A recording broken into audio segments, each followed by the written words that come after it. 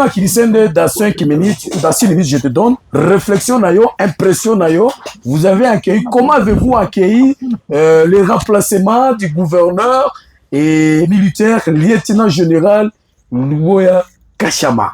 En remplacement, tu vas remplacer Moutoua Zoya Ezali, général-major, et Kassongo Gabi Moulumba. Donc, vous avez 6 minutes. Impression, Bon, merci Ndeko Sami. Je crois, Bissonyo Soto Yokaki comme ordonnance présidentielle, Oyo Babandako Tangangon à radio RTNC, que le gouverneur de la province de l'Ituri serait remplacé par le général-major Kassongo Moulumba. Je crois, je ne peux pas avoir beaucoup de commentaires à ce niveau, Sami, parce que vous savez, c'est une logique qui existe. Et ça, logique. Et le chef de l'État connaît ce qu'il est en train de faire. La décision du président de la République. Comment avez-vous accueilli? Nous avons, je crois que c'est. Je vous dis que c'est une logique qui existe. C'est un militaire qui ne peut pas rester internellement dans une seule province. Parce que au début, je disais qu'un service de sécurité, c'est-à-dire armée, police, bataille, ils ne sont pas obligés de rester dans une seule activité 2 ans, au-delà de 2 ans. Alors, c'est une logique qui existe. Son remplacement, ce n'est pas une situation superfectatoire qui peut étonner tous les gens. On ne dire non. C'est une décision qu'on a prise.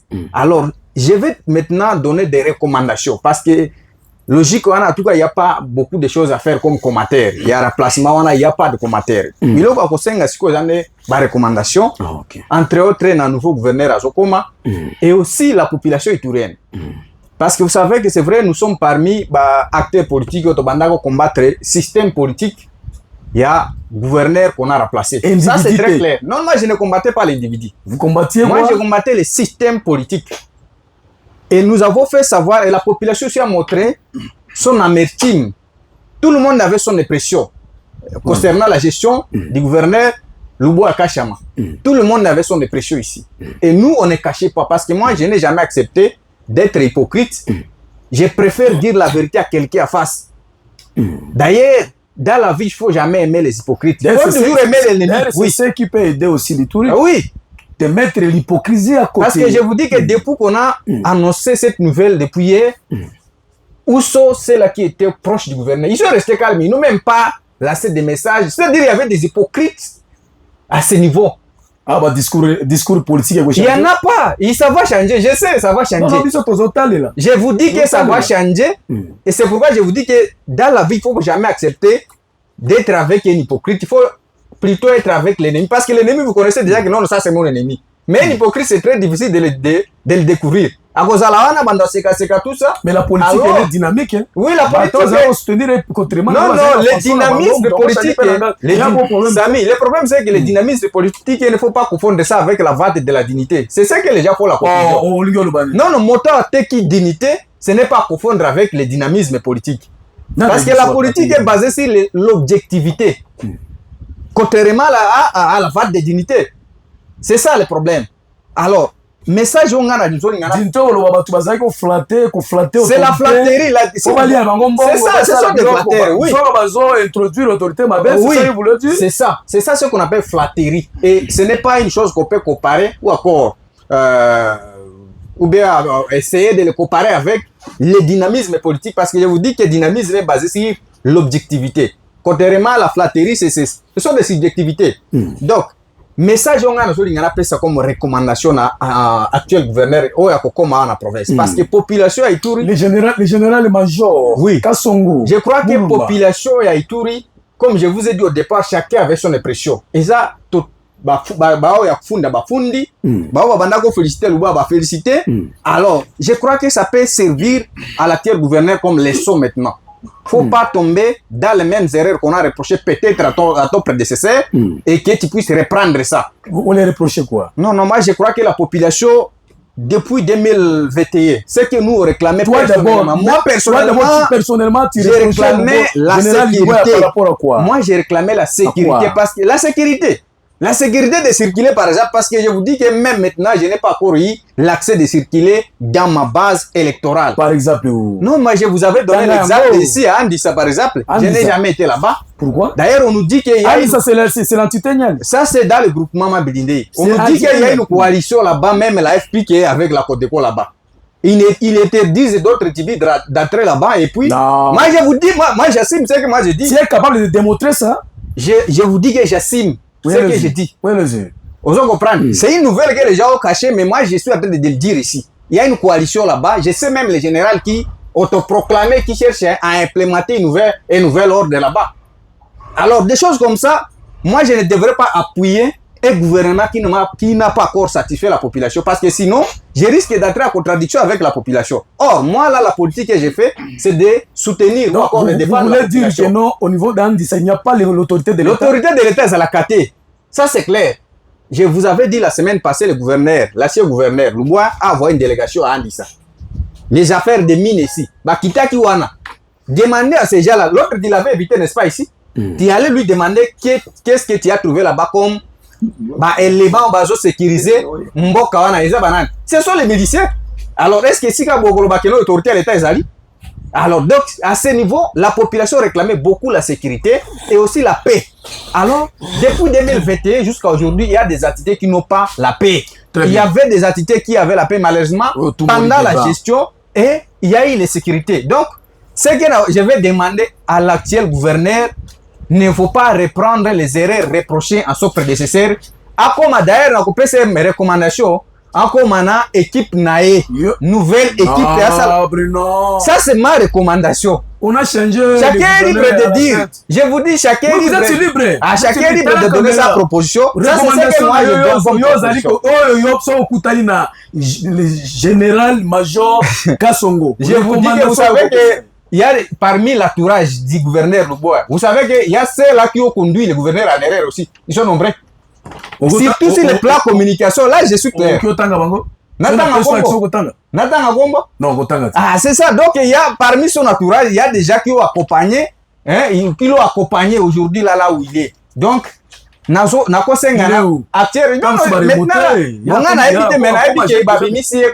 c'est ce que moi je connais. Je ne sais pas où il est promis qui, mais je vous dis qu'actuellement, il n'est pas gouverneur à expédier des affaires courantes, comme l'autre a dit, mais l'actuel gouverneur va bientôt descendre ici. Donc, comme recommandation, il ne faut pas reprendre Azalan équipe Naé, nouvelle équipe. Parce que nous connaissons ici maintenant, là, moi, c'est cas que le gouverneur Louboua a fait ici. Nous connaissons son entourage. Donc, on sait le bilan mercredi. Oui, nous connaissons son entourage. Bilan, on a la population à Ituri. Vous savez, nous, on a beaucoup, la population. Je vous ai dit au départ, chacun avait son impression. On a beaucoup acquis. Alors, c'est le moment de faire montrer au nouveau gouverneur que le problème n'est pas les Ituriens. C'est ça. Bilan à présent, c'est ça. Général depuis 2021. C'est ça. Qu'est-ce qu'il a fait? Qu'est-ce qu'il y a les Ituriens? Donc, on sait un mercredi. Alors, c'est ça, c'est ce que je disais à la population. Il est temps de montrer que la faute revenait aux gestionnaires et non à la population. Non, t'as la caméra. Oui. Les loyaux. Au sol, qui c'est déjà impression nayo. Soyi, nzambe atindi mutumoko nozola la pongi otazana ndoto. Aïe, koko, atuni Brino, fongoli miso président Zambi. Président Banjelou. Balobi ke loba, eloko moko yoko kanisaka nango général Johnny Louboya.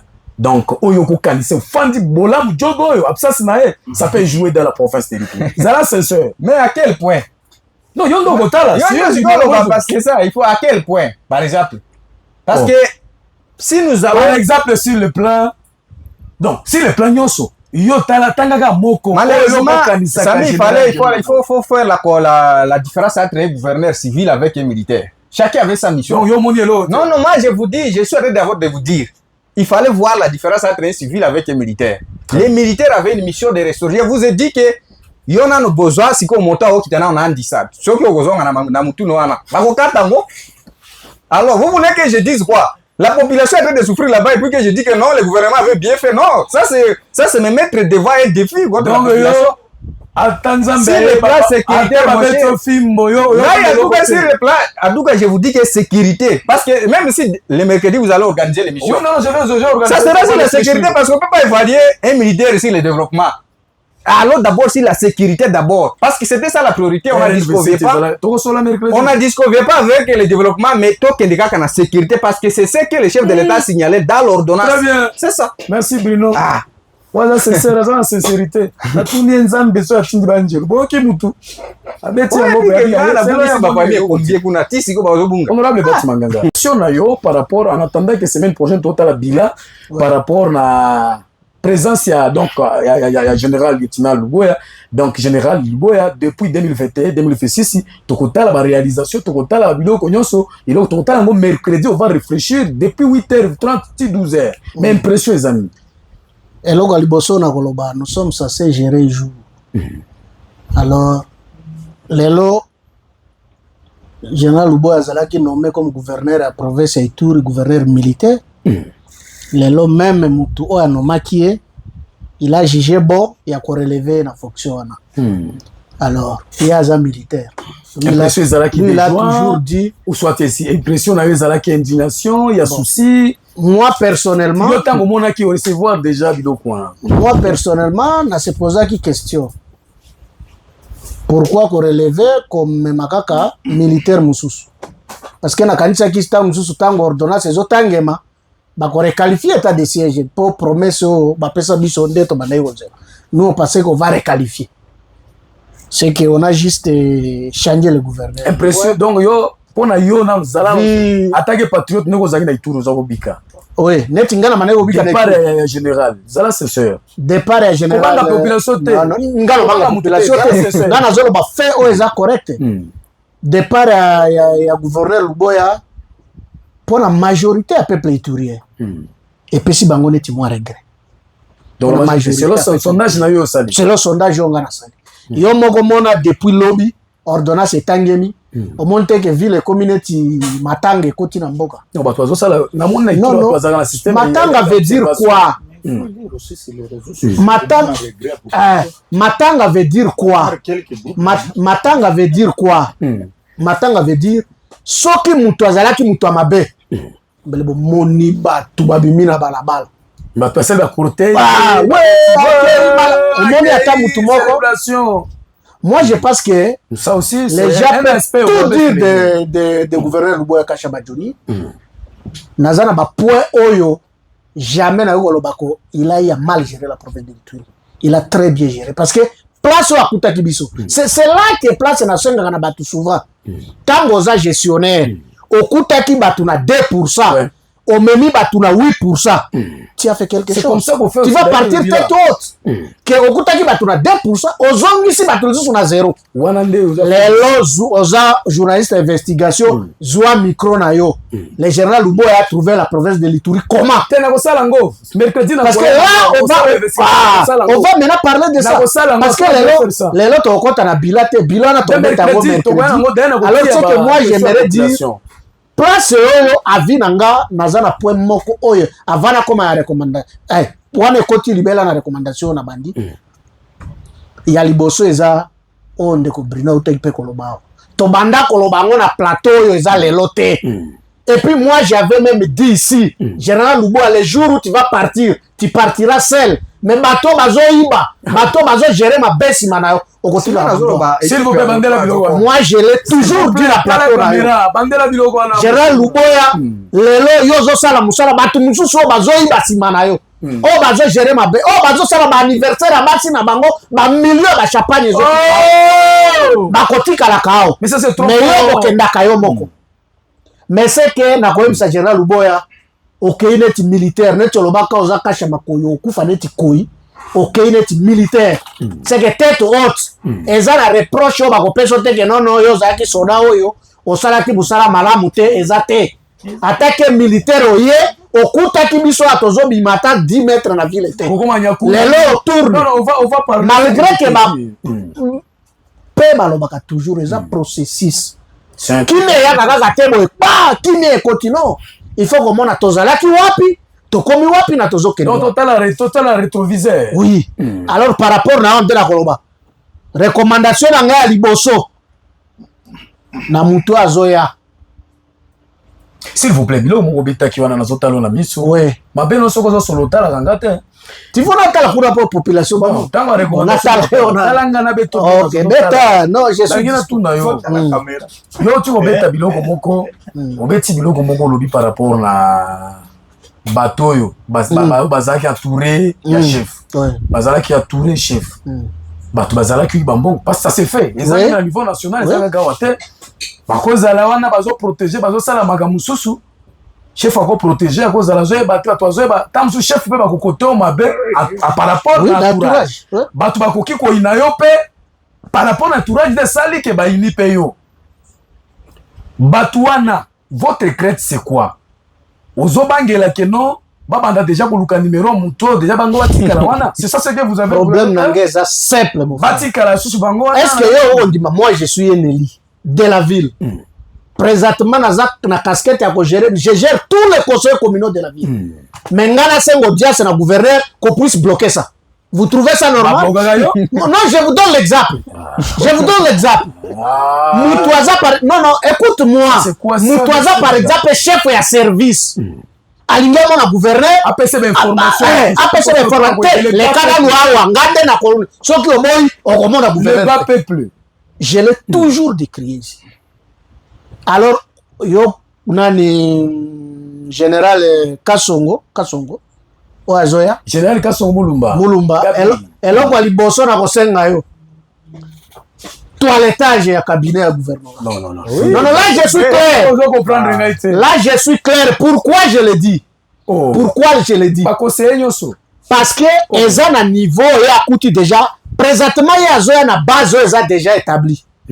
Azo tu place quand quoi que muke ils ont pour déverrouiller province de l'Ituri et comme Kimia. Alors pour na on biso ba tozo vivre awa.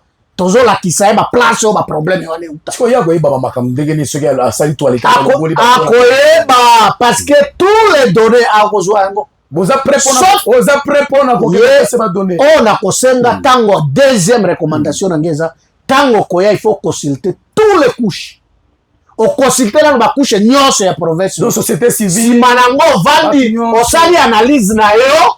Ozwi siko ligne ya conduite na yo. Parce que Ituri ezaka black te. Babi ke Ituri tango zoya te Ituri okoya bayambio babeteli yo maboko. Mais tango kako tamboli mabene idéologie na bango bakobosa na maboko babetela kai. Alors yaza avantage aye place quand même ako lala lelo na ville Bunia ayo ki biso moko nde to senga ki ba pesa état de siège. Je vis il y a des gens d'ailleurs na kotiango mercredi ba intervention ya bato bokoloka bango to ba boya ki même luboya bango ba sepela ba kende ko tandeleli puta kuna. Ouais. Bato wana nde siko basali peka balingi susu yete. C'est ça que je voulais dire que non, ils allaient par rapport à la gestion, entourage, des symbiotes, comment tout ça. Parce que la monnaie qui va se diviser, c'est le lobby qui est majoritaire, c'est trop fort, tout va se diviser. Moi, je suis en train de lire ça dans les réseaux sociaux. Samuel, ils ont la carte, oui, oui. Ils ont la il y a des cas. Il y a des cas. Mais ceux qui ont money, il y a des cas. Tala. Comment est-ce qu'on dit ceux qui scrollaient, c'est quoi là? Ceux qui scrollaient. Vérifier ba message ya batu banda au comparer les réseaux sociaux jamais attends Jésus ba boya kaye combien de fortes raisons mutu azana makila surtout que quand on lit et c'est que moi je veux que na boinde to koma na Swahili oyo tolobaka wanashukuru kisha enda oh José Camilio aembaka n'a jamais été parfait. Mais il faut qu'on montre les biais qu'il a fait. Mais est-ce que monsieur Zoya Peto y a billet parce que chef de l'État t'a nommé parce qu'il a fait confiance. Yaka continuer place au balaki nezalaki. Mais yo zolo bande mabe. On va se soit combat cabinet. Non. Cabinet les a pourri. Cabinet les a pourri. Les a pourri. Pourquoi je le dis? Premièrement, cabinet bandaki na gouverneur Bamanisa. Donc ça y a avec le gouverneur Luboya, ils ont fait 5 ans aujourd'hui. Wana zana ba civil au wazawana. Ata au monde akata soki oza ministre ba changer yo. Au monde akaremanieme sala. C'est ça. Bangonde ba komba chef coutumier wana. Wana za cabinet politique. Wana za administration te. Cabinet politique ezala na mandat. Donc ba ZD. Wana za na aspect ba civil. Na ba militaire siko ba za na cabinet. Toilettage, mon général. Oh! Je l'ai dit. Là, militaire, toilettage. C'est qu'on voit qui a fait quoi et qui n'est pas capable d'aider la province. On va créer des hommes, on a un cabinet, il faut pas créer des hommes. Vous n'avez pas vu, il y avait au moniteur, par exemple, ça fait 2 jours. Le gouverneur Azaki sur terrain a candidat la barrière. Parce qu'il y avait des mafiataires. Oh, bah, ils vont la province. Très bien. Dans ce cas-là, ma recommandation, par exemple, ville morte, Nathalie Biloko, qui s'en sort. Toti Karano, pour biso père, moko koto, makamla biso alobela te tobeta makambo ituri. Ah, c'est bon, on a comme changer forme. Mais c'est grâce, vous avez votre lecture, votre impression. Et là, on a la impression, ça les langues impression par rapport à remplacement il y a lieutenant général Johnny Luboya. Ils sont très à l'aise. Ça la peine observation na yo. Tango ozwa ki nouvelle wana. Pour na yo ezalaki esengo. Soit ezalaki regretter ça sinaye. Ce qu'on regrette que ça par rapport à quoi? Ce qui au CP là qui par rapport à quoi? Parce que Batoala dit tout le bélan solo, pas diviser, l'opinion est divisée. C'est ça, vous avez le micro. Merci beaucoup Ndeko Ngai Samuel. Merci na analyse ya bandeko na biso nyonso oyo bauti koleka liboso na biso. Vous êtes sans ignorer que Johnny Luboya Kashama c'est un militaire. Oyo toza koyeba kaka akokende. Deuxième chose, Johnny Luboya Kashama azalako gérer cabinet politique. Azalaka une obligation à kosala nini ya kokende. Oui, d'abord lui seul disait. Oui. Alors Samuel, eloko ngai epesi nga regret mingi. Soki vraiment nga nazalaki fédéral à IDPS, mbele na démissionné. Ah, yo si c'est grâce yo zamini. IDPS c'est ça ina makambo. C'est un parti pour parce que Sami ça ignorer assemblée provinciale oyo. Il y a province ya Ituri. Et ça na ba député ya union sacrée majorité opposant la quantité. Deuxième chose, tous en a fédéral à IDPS sont maire de la ville. Mais bango bazo yambande yazoya. En oubliant que non, la leadership politique est un cadeau politique. Mais tous en a maire de la ville à policier. Si ne yo kana zo kende. Sami yo kana c'est état de siège. Est-ce que Tolinga qui chef de l'état abimaga na Luboya atia général? Tiens général Luboya. Kotana Luboya nous la vie. Ça comme bon hein. Tiens général. Comme bon aïe. Comme bon aïe. Comment bon muto chouchou. Allez-y.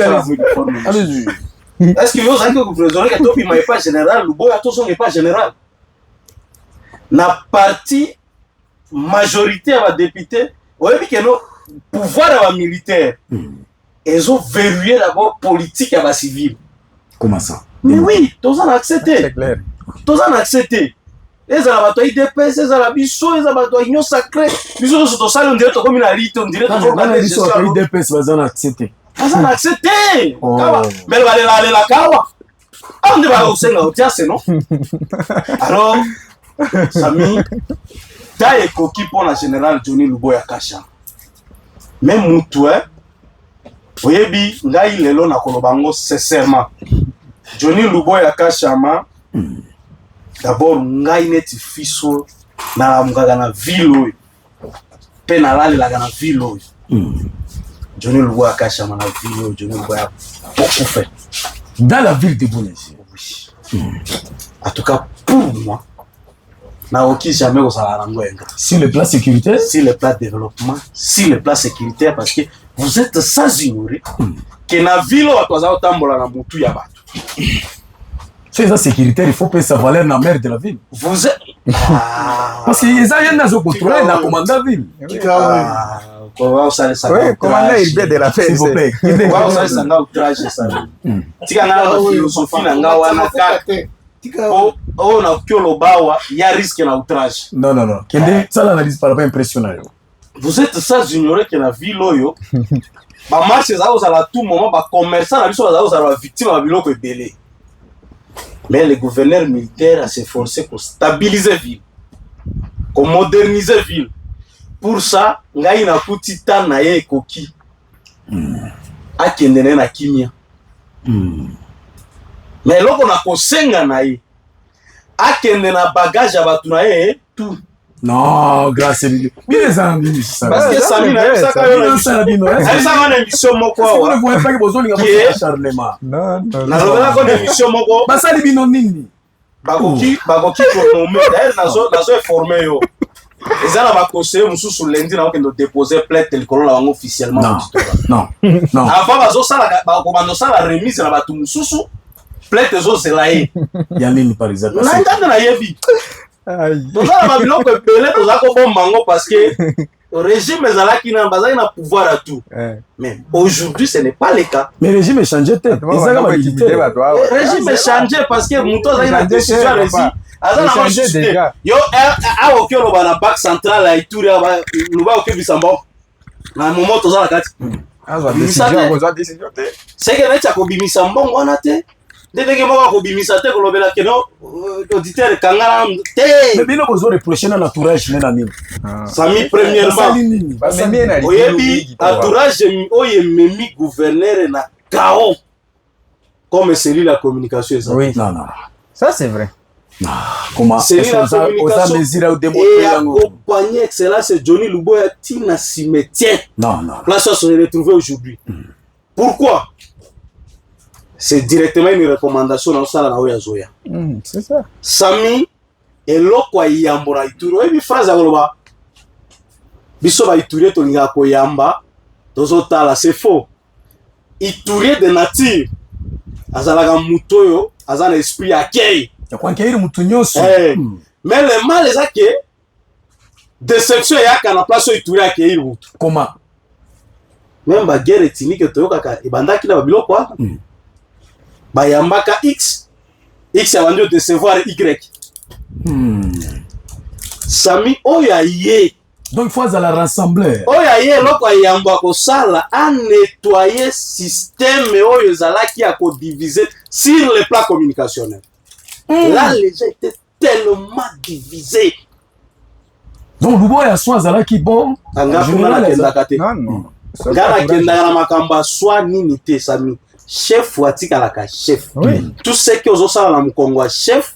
Si le chef ne s'actionne pas, c'est que le chef aime ça. C'est ça. Donc chef Azalaki aime communication. Ça maintenant ce n'est pas moi.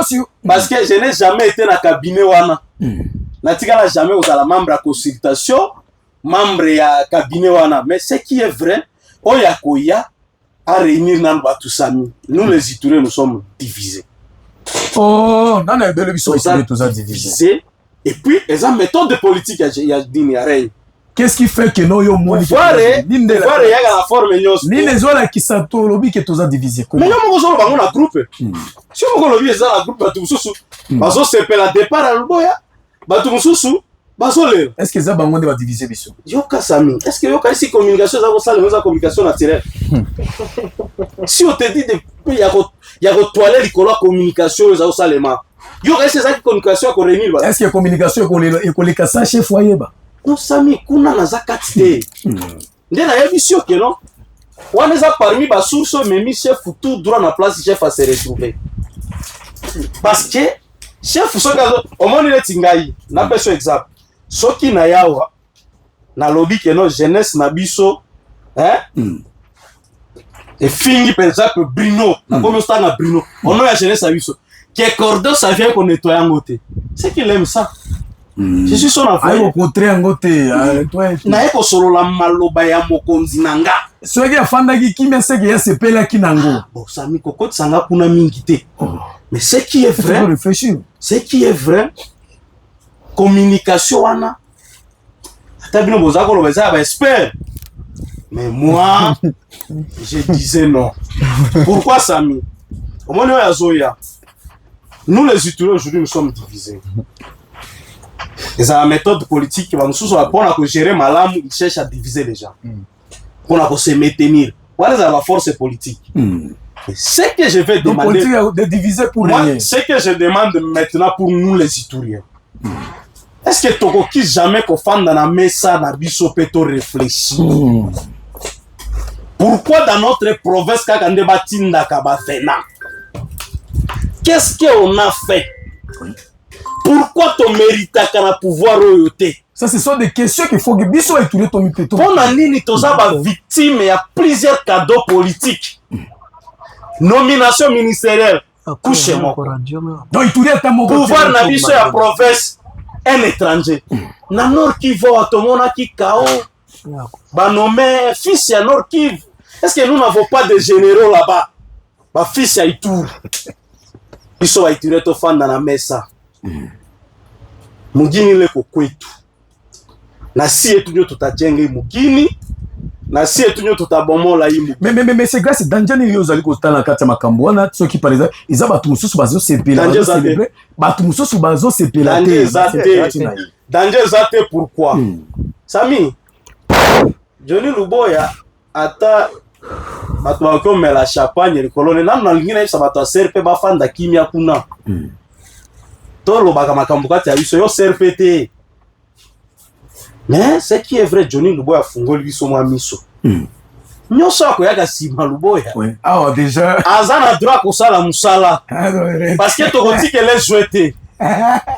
Liboso to ayiba kidiba mais pas sikoyo. Mais c'est que la kosenga, nga nazo senga biso ba Iturien Sami, pona ko chiter senga biso ba Iturien, to réfléchir. To réfléchir le colo pouvoir oyo. Est-ce que tu mérites cadeau à pouvoir très bien ou pas? Mais c'est exactement ce qui est vrai, hein? Union sacrée, il y a Ituri. Bazana balabal. Très bien. Et c'est Xavier, c'est votre impression par rapport à ce photo sur l'angle minga l'heure à terme. Vous avez la contradictoire mercredi. En tout cas, on a quoi la thématique, nous sommes peut-être au bas mais de toutes les façons, il y a non Makambo dira 5 ans. Il y a général, photo sur la totale réalisation parce que il faut tout réfléchir. Vous avez les micros. Merci de Gossami. Je pense que dans l'intervention en Gaï, je vais recevoir les uns. Mais moi je reste derrière ma conviction. Tout à fait. Je m'en fiche en tout cas de ce que les gens vont penser. Si je sais que je soutiens une cause qui est normale, je suis derrière ma conviction en Gaï. Il y a des personnes nous n'avons d'accord te na langage batu balobara non il y a tel qui divise les Ituriens. Les Ituriens ne sont pas des petits enfants. Ça c'est nous prendre comme des enfants qui ne réfléchissent pas que quelqu'un peut venir nous diviser. Ça c'est un alibi seulement pour justifier de forme les bêtises que nous faisons nous-mêmes. Est-ce que s'il y a quelqu'un qui vient vous diviser, qui nous interdit de refuser la division? Ou est-ce qu'on n'est pas capable de réfléchir là-bas pour jeter de l'opprobre seulement c'est elle qui vient nous diviser, c'est elle qui nous vient nous diviser? On doit changer ce genre de langage. Deuxièmement, moi je pense que Ndegosami, beaucoup de gens qui semblent se réjouir aujourd'hui seront peut-être déçus. Hollandi honorable Manganga Lobi, nous on s'attendait peut-être à la levée. S'il y a une décision, ça doit être une décision de remettre soit les civils. Et que c'est ça le combat Assemblée provinciale et Zonga, normalement. Vous comprenez? Bon, le chef de l'État, dans son pouvoir discrétionnaire, a décidé de remplacer un militaire par un militaire. Par rapport à l'inquiétude de Bruno na Manganga, je pense que c'est tout à fait fondé. Chaque autorité a un problème à cabinet politique, un problème à confiance. Mon condition est à l'objet de la confiance de Bruno à Kotika. Soit le Bruno terre à Kolongolaï. C'est un problème à confiance. En tout cas, le problème de cabinet, c'est le pouvoir discrétionnaire du chef. Et ça dépend de confiance qu'ils ont placé dans chacun. Certainement, il y a des gens au sein du cabinet actuel qui se sont méconduits. Certainement, grâce ils ont fait des dénonciations, etc. Oui. J'espère qu'au moment opportun, il reviendra dans Manganga Lobby. Le nouveau gouverneur peut venir consulter les gens, à tous les moutons, et puis il va prendre ses décisions dans son pouvoir discrétionnaire. Par rapport à remplacement à Luboya, Merci Ndeko Sami. Je pense que Koloba Magambouya remplacement du gouverneur Luboya. Moi, je vais parler en tant que Xavier. Je pense que Bandeko Nyonso Balekili Bosona Balobia que Luboya était un militaire. Il savait qu'un jour, il va partir. Mais la plus grande question que nous allons nous poser, qu'est-ce que moi, personnellement, je retiens du passage de Luboya? Je pense que c'est ça. Mais sentiment, pour le moment, ça n'aura pas de place parce que Moutou a nommé qui est. Surtout que vous êtes des scientifiques, il faut réfléchir. Moutou a décidé qu'on relève. C'est logique. Moi, du passage du gouverneur Luboya, je retiens quand même que, contrairement à Biloko Tobango Kansaliboso, il y a encore des officiers qui sont loyaux à la République. C'est tout ce que je retiens. Le gouverneur Luboya nous a permis aujourd'hui, mon cher, tous les l'Ituri étaient parmi les provinces visées par le M23. Tout le monde le sait. Chaque jour, il y a une communication. Des Ituriens sont partis même là-bas pour faciliter l'arrivée rapide. Le gouverneur a barré la route à cette histoire. Qui a accueilli? Ça, je le reconnais de lui. Au-delà de il était incorruptible. Le gouverneur Luboya a fait échec à la rébellion CRPI. Ça, je le reconnais de lui. Il peut avoir ses points forts, il peut avoir ses points faibles, mais au moins, ce qui est de positif, moi je retiens parce que tu balingi to lobela makambo infrastructure. Ngader tsoko sali bieta na yango lobela makambo bila gouverneur. Nalinga kokota vraiment na makambo ya infrastructure te.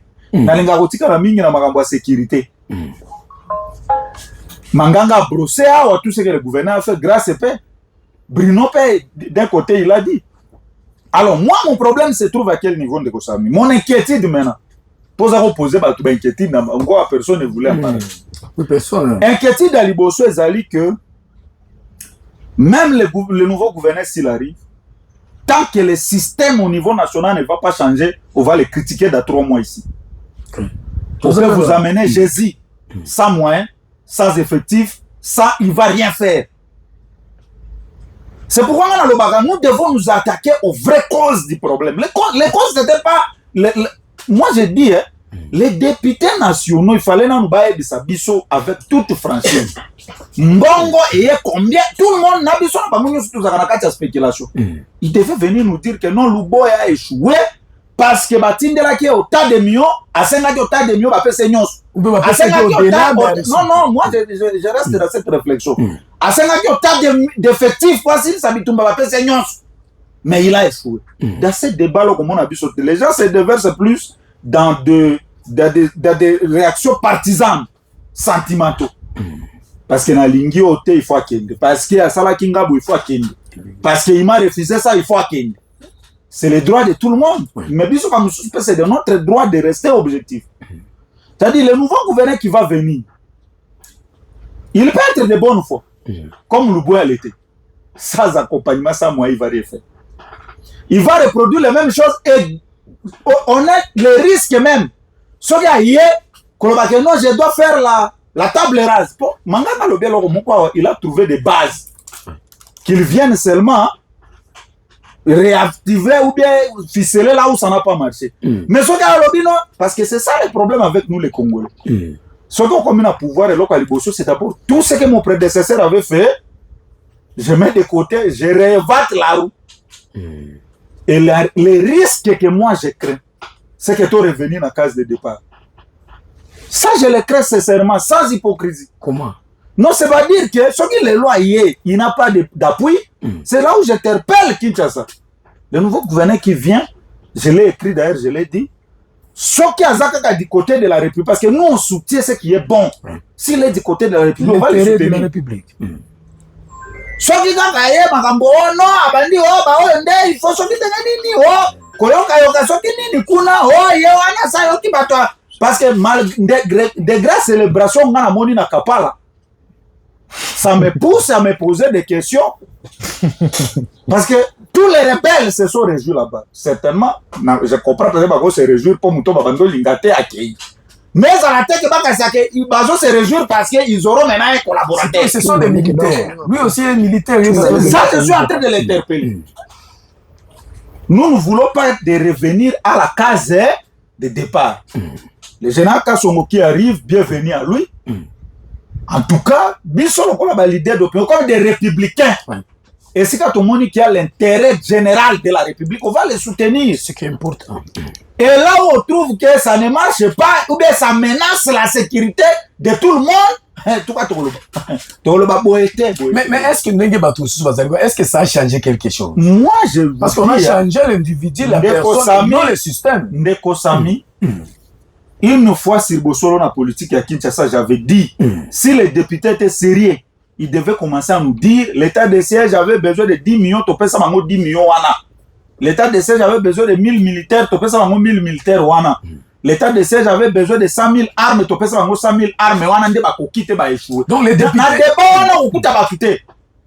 les gens pensent que le gouverneur, quand il va venir, il va faire la magie. Non, c'est pas la magie. Même le nouveau qui va venir, c'est pas la magie. Donc il faut des moyens. Il faut des moyens, un accompagnement et puis un contrôle. Est-ce que tu peux ça que tu peux ça? Moi, je le disais chaque fois, à un moment donné, lorsque les gens réclamaient le départ de Luboya et que Kinshasa ne réagissait pas, c'est que Kinshasa se reprochait de quelque chose par rapport à sa part. Quand les gens commençaient à réclamer le départ ici depuis quand? C'est récemment ici pour faire partir rien. Très bien. Alors, si on change le gouverneur et qu'on mettait le système, parce qu'il faut se dire, les provinces ne sont pas autonomes. Parce qu'il ne faut pas dans la lecture, dans le scientifique, tu fais l'impression qu'un gouverneur, c'est un autonome, il vient faire sa volonté. Non, non. Il est ici, il reçoit toujours les orientations de Kinshasa. Surtout sur le plan de sécurité.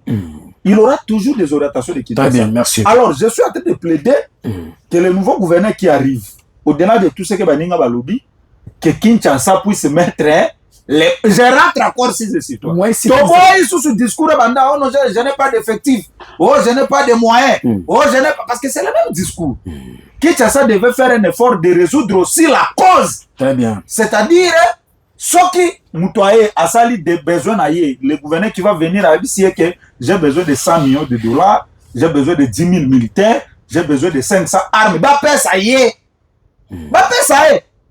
Parce que sinon, 4 mois aux alamines, 5 mois que vous avez un micro de vos amis, les gens vont commencer à je connais notre province, je connais comment. Merci beaucoup. N'attendez un message. Après, tu as la semaine prochaine, mercredi, semaine où tu vas parler un dossier.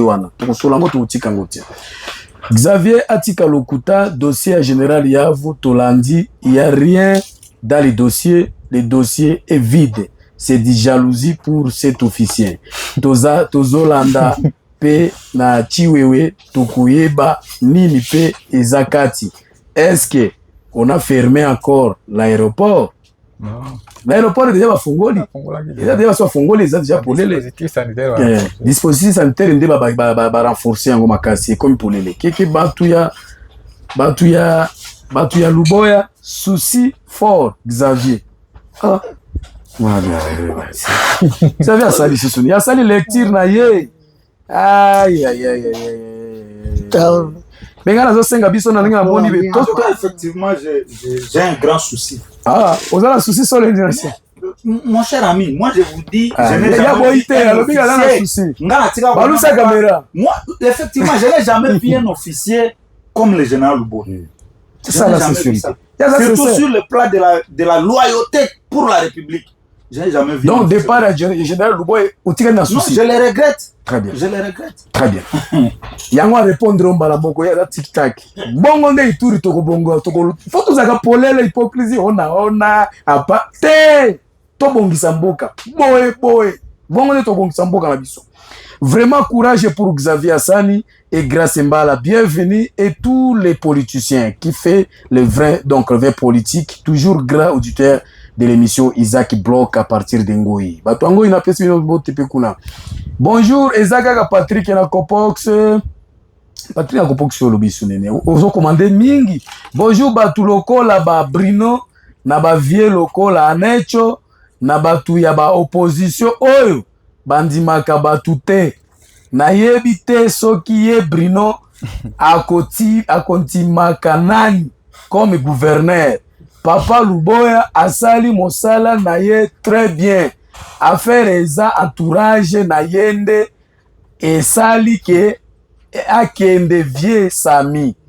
Lekisa micro na yo na ville awa okoyoka ba population ndenge bakoloba eza micro tenazo na caméra lundi mardi na la caméra pe koleka mercredi l'émission bakoloba na osala sondage nini biso ba iturien tozande na hypocrisie lokola Brino na via lecho oyo bati bandimaka batu te eza Patrick awa na Copox nga na petit ya Isiro j'ai eu la chance na ko étudier na 3 provinces Isiro Butembo pe awa na Bunya na Isiro eza fils ya Isiro nde aza gouverneur na Butembo eza fils ya donc bilo nini batu bazokomamisa.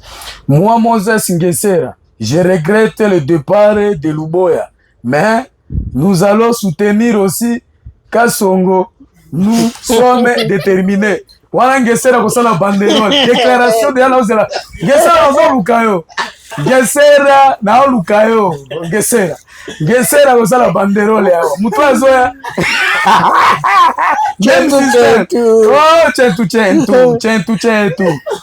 Bonjour Papa Sami soki guva zokende yabo sengi na sengi tolanda message soki guva zokende na sengi IGF ekota awa na Ituri pombongo ekendeki mingi baya kukontrole gouverneur batina IGF bona mbongo abino il y a depuis quelque part départ à général Luboya ça fait regretter la population iturienne.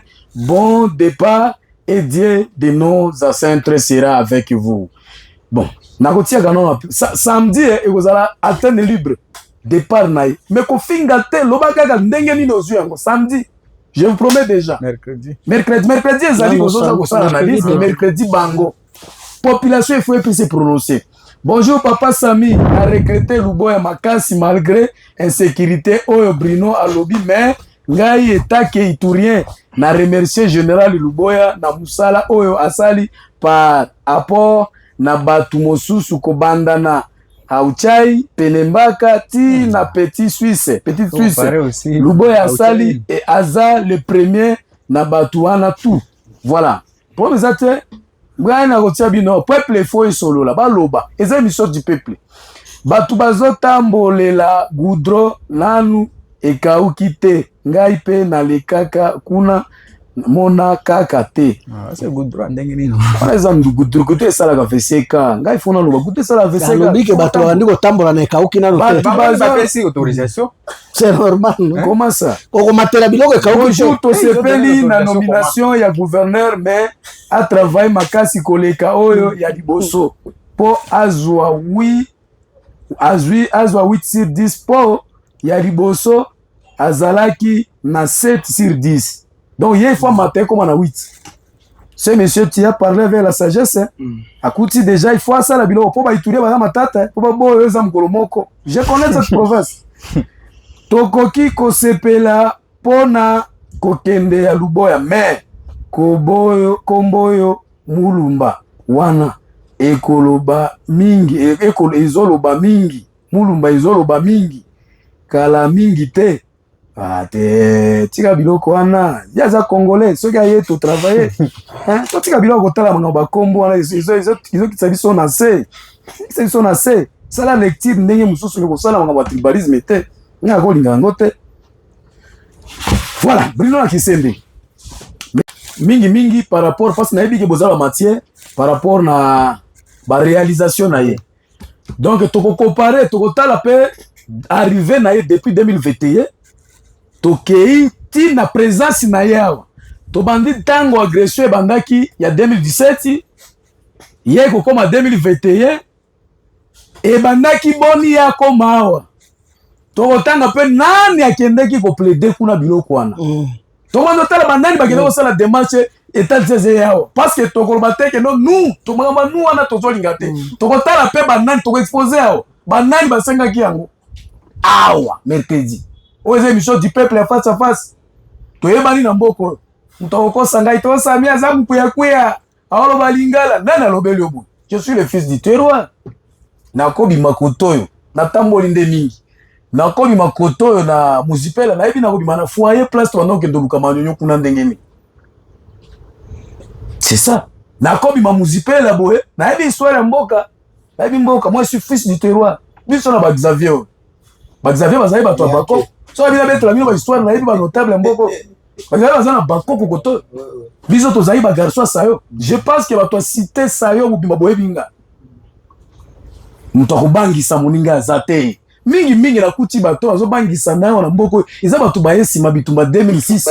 Foto lo belanga pe vérité. Bolingo molato ki biloko na zolo ba viena ngai kuna na sayo na pression mboto. To ebani, ma obangisa les zate. Awa, to ndolo bela vérité en face. To tie mutu bakata. To ebani na mboko. Oba biloko moko ya suka. Cité conclure émission. Je crois biloko baninga nga ba soulever. Sami, si nous insistons aujourd'hui sur question ya communication. C'est que on a des psychos actuel gouverneur a ça beaucoup d'attention. Je peux insister pour la communication. Mais le bagi soit conseiller gouverneur c'est ndé yango nazo komana. Soki nanga nazo insister mingi likolo la communication. C'est vrai que Xavier dit que non la communication comment ça va nous diviser alors que non mon cher, les gens sont des classes différentes. La communauté a toujours été tout le monde n'est pas le même. Il y a des gens qui sont des bas peuplés, ils ne réfléchissent pas comme les autres. La manière de réflexion, c'est différente dans une société. La conception de votre message, la manière dont vous allez concevoir les messages, ce n'est pas de la même manière que je peux concevoir. Et ça peut diviser. Il y a des communications qui divisent les gens. On ne dit pas que non, ça a divisé même les intellectuels, non. Parce que moto diviser dans la communication, tu ne peux pas réussir. Mais il y a déjà que si tu fais ici une communication, ça peut diviser. Donc, à ce niveau, cet aspect de communication... Non, communication à gouverneur militaire, le bois. En tout cas, de ça, c'est l'idée de communication. Il y a beaucoup de choses qui ont divisé les gens. Non, mais oui, Amine, parce que les communications que nous suivons de l'autre côté, mais c'était très grave. Ah, non, entourage. Vous savez, entourage, c'était le problème de l'entourage. C'est aussi le problème du chef. Parce que ce que Tanguy Machiavel a dit qu'un chef... donc l'entourage c'est comme le miroir des chefs. Lorsqu'un chef veut être entouré par exemple des moins intelligents, c'est-à-dire il y a mon chef on a pas ça exemple. C'est ce que Machiavel a dit. Ouais, mais ça c'est la science, ce n'est pas veut dire que non tel monsieur il est moins intelligent. C'est la science. Monsieur Bruno, au moins il que sur le plateau de développement tout le monde oui. Lelo yo tous à la sincère. Vila bunya lelo bato comme on bunya inapita bulaya. Bunya inapita nini? Au moins, c'est un défi gouverneur Akoya. Bino, tu fanda kaka, tu kutala. Tout ça, observation, c'est un mois. Sami, un mois. Bilo on a pour la question de développement. Parce qu'il faut aussi préciser la qualité des infrastructures. Voilà que nous déplorons les goudrons ici. Yomoko, les canons, on a 2 milliards. Même vélo que Boukani, le goudron a 2 milliards. Oui. Merci beaucoup. Nous là, nous avons j'ai toujours félicité la volonté du chef de l'État. Le chef de l'État a une bonne volonté pour la province. Mais bateau, comme à cap, on a exécuter. Mon cher, c'est ça le grand problème parce que l'actuel gouverneur risque de venir comme ça pour reprendre les travaux à corps. Est-ce que vous êtes prêt pour soutenir l'actuel gouverneur? Non, s'il arrive pour travailler pour la cause du peuple, parce que moi je soutiens toujours le peuple.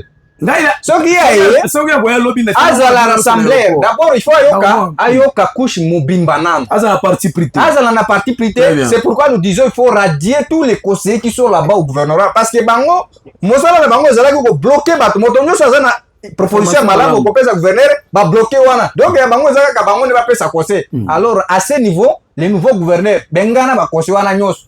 Bengana pe ba communicateur, d'ailleurs il y a des communicateurs qui méritent la prison maintenant là. Mais oui, je vous dis, il y a des communications parce qu'il ne faut pas blaguer avec la communication, je l'ai toujours dit. Vous avez preuve de la communication là-bas. Il y a des gens qui nous ont intimidés ici, nous avons des preuves, non? D'ailleurs, en tout cas, franchement, on risque de commencer à déposer d'abord les plaintes contre les gens. Oui. C'est ça que vous... Oui. Parce que nous, là, en tout cas, on a subi des acharnements terribles pour rien comme ça. Alors, franchement, d'ailleurs, c'est lui la communication au gouverneur. En tout cas, ces gens-là méritent l'audition. Très bien. Oui. Merci beaucoup. Dernier mot. Moi, je pense que, en tant qu'un homme d'État, on a toujours dit que les hommes passent, les institutions restent. Très important. L'essentiel, les gens comme on a, yo tango zalaki wana utika kinini. C'est ça ce qui est important. Alors par rapport à ça, je pense que au-delà il y a ça c'est important. Lelo attention qui général Luboya Kei ko ta province Ituri. Il reste militaire. Au travail partout. Mais biso o to conseiller chef de l'État, il faut que mon ami Ndeko Xavier le baki parmi les militaires au batikali pour servir mboka na motema ya solo. Le général Luboya Kasha Majoni fait partie. Alors moi, j'aimerais pas voir un général comme Luboya Kasha Madjoni avant ça qui a la nomination quelque part. Ça, je ne sais pas. Non, ça, je le dis. Et je sais, ça sera ici. C'est là. Tant tout sur les lots, on a la tête qui sincère. Moi, j'ai. Départ à Luboya, il peut se souci ou soit. Zala c'est ça. Zala c'est ça. Départ à général Luboya, il peut se souci ou soit pour na yo eza sengo ou soit au bon position na yo. Non, présentement, et Pessinga est sengoté. Départ à Moutou. Oyo moni trace yokanga malamu mutu asali musala malamu départ na yo peso susinde et peso donc tala je parle comment mutu apesi mutu asali na lobi boy mutu asali musala malamu départ na ye eko peso esengo vous voyez alors présentement natikali na regretter absence na les chefs de l'État oui je regrette très bien mais nazo zela komona oyo batindi il sera à mesure de faire mieux. Voilà, merci. Que vivre nango. Wana. Na CP. Mais souci. Mais ce qui non mais au pesa qui brûle ce qui 3 minutes. Non, na senga na ta 2 minutes. Mais d'ailleurs yo bien. Ça fait longtemps je n'étais pas là. Non mais crédit on a bien ndenge to ça là, so on cherche sur mes crédits. Il faut na communiquer la population. Est-ce que au pesa une chose maloba moko? Exact. Bango il faut monsieur c'est non aux gens c'est important quoi sa population ouais répliquer tes biloko grâce à non nazo répliquer te bon on a tiki population bango moko ba yebike caméra olobi population bango moko ba yebike eloko mabeza te mais eloko na kosenga na population na biso ya Ituri tozala ka reconnaissant na eloko ya malamu tout ça c'est malamu eloko ya mabe toboyi mais oya malamu tondimaka yango ata Jésus bandimaka ya na bandeko na ete oza message na ngala pesa message ya suka attendant mercredi tema pièce par pièce tozala ki abiso nyos.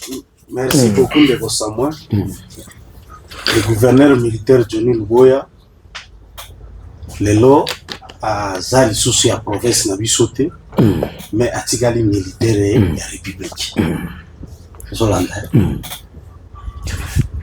ba crise oyo Cordo Savia lobby wana ba suffisance nationale ba fort bon peut-être aux une suffisance pour un système était si ce communicateur pouvait même kolobango politiquement on allait comprendre la communication les ala quitté et ça l'a qui pété c'est que ngaga à côté à communication na za raison position les andeni au CPL na départ na ya ça tu regretter à général Johnny Luboya ko CPL bon na moni ba to diviser to zo mona bien bango baza ba polele ngai et puis même mercredi ba koya de noter on a position na répondre ngai na za koyeba ke Johnny akokende mais c'était militaire mais lui aussi disait na za koyeba kokende très bien mais eloko ngana lingina loba pardon chef de l'État au changer son excellence Johnny Luboya Kasha to sengino bimisa maire de la ville bimisa bourgmestre grâce à la question en sens contraire. Bimisa bango. Ouais, en sens contraire. Nous sommes pour les gouverneurs, mais yo comme non. À ça je suis ville. Bah on nyonso ba yaki na ordonnance non, ça c'est quoi? C'est président de la République. Salisa biso, soki ko nommer ba bourgmestre mususu ba za ba policier nommer bango. Ba maire de la ville nommer bimisa biso bango équipé na tout. Combat Ituri. Batikela ngaka atena nga iru. Très bien. Combat Ituri, ce qui est beau Samuel. Oya zoya na sengi na ba Iturien. Total la gestion na musika. Ouais. To participer quand tozalana. Mais c'est Xavier Hassan dernier mot. En attendant mercredi toi pièce contre pièce tozala débat moko total la ils ont honorable moko bakoya kati député professionnel. Sikonde bazonga baso. Bakoya kati na bino ezate ke tokosala na bango kaka bakoya to ko réfléchir. Na ko beta bango bio na nzoto. Non bakozwa babal pe. Pona nini bokimaki, pona nini bozako solo la terre, pona nini. Ah mercredi boza face bango. Allez-y. Parce que tu risques vie, des années tu risques vie. Ndeko Sami, moi je pense que les gens qui sont Azoya à réussir pour pangusa biso pinzoli ya gouverneur Luboya. C'est ce que j'espère, je crois. Pour essayer de chance, ce qui a eu à ça là pour le gouverneur. Donc observation c'est combien de temps? Observation, c'est le pendant tous les bons. Déjà dès les premiers jours. On va pas attendre. Il y a une base solide déjà. Dès le premier jour, attention, tu as observé, mais tu as observé pendant 3 mois, tu as dit que ça la comparaison. Tu as dit que ça bilan. C'est Yami parlé, Ezali, peut-être que Nanga grâce à dévancer sur ça. Namanda ko lo baba tunyo so bazo beta ka tolo na ordonnance. Biloko ya lubo fait pesa bango leçon. Po zakia to me leçon ma iteza ka ngana za na ordonnance. Oh lubu to belanga eloko. Ngana za ko ba ordonnance ba changeaka. Yango le ordonnance pour le lubo ba changer. Maire de la ville il faut redescendre sur terre. Ah, na ba bourgmestre lelo na lodi yango te. Non mais perdi. Faut préparer biloko. Vraiment préparer matière. Ordonnance et komamaka ordonnance. Merci. Il faut vraiment épaissir bango leçon, pas comprendre que quand vous servez, vous dirigez les gens, il faut vous éviter orgueil en. Très bien. Pesa la caméra. Balo bagaboye. Nalobela na bino. Na politique. Les tout puissants zalakate. Il a un message fond dans zoloba. Tout puissant azalakate. Lelo yo bakoti ya wana na bato boza touré bobetaka panzi mingi te batu mingi bazalaki okumisa mingi je sais na yebaka ko étudier batu na sala ka investigation eza certaines batu donc batu mususu zomona muto azokumisa mais motema na lingaka biloko wana te azosala pona sécurité na ye muto azokumisa biloko na ye azosepela nango te. Moi je voulais dire, je sais ce que je suis en train de dire, les gens ont joué de l'hypocrisie ici. J'ai identifié les gens dans des forums, on a dit, oh, si vous tous avez soutenir le bois. Mais ces messieurs attirent biloko comme on dit qu'on s'épile. C'est que ces messieurs azala qui a été comme exilé, ils ont pour se protéger. Je pense que monsieur Sili beaucoup d'intégralité toujours mercredi. Journaliste n'a pas d'amis. Moutounyo Zozoé va être député wana. Na kozwa bango presque 4 questions. Faut mettre bango bilo moko na nzoto nanu. Et puis bah hier on va si c'est monsieur j'attends bah hier to bandika monsieur. Non. Moutounyo nazo sélectionner makambo ko loba ko kendeza te. Tozo évaluer présence ya Johnny Luboya le général na kati ya province dira 5 ans depuis 2021 tia face à face. Si besoin ko senga pe to kotonda. Jour na ebole ko nini biso na noté to ko senga lieutenant général Jingong yepe fazala total na miso lokola bana mboka Congo total na miso face à face. Voilà, toujours 90.0 FM. Moi c'est Arekou Samia, le journaliste politique dans la province de l'Ituri, l'homme qui ne trahira jamais la province de l'Ituri et puis la RDC général attention na 5e bon kokoro prenga il faut et tout le coup pourtant le bardé na matière viol na kimi so na ba 500 ba 200. Et ça, l'autre côté, dans la famille, j'ai 5 enfants, j'ai de la famille. Et vous savez, portez-vous bien, prenez soin de vous, c'est tout.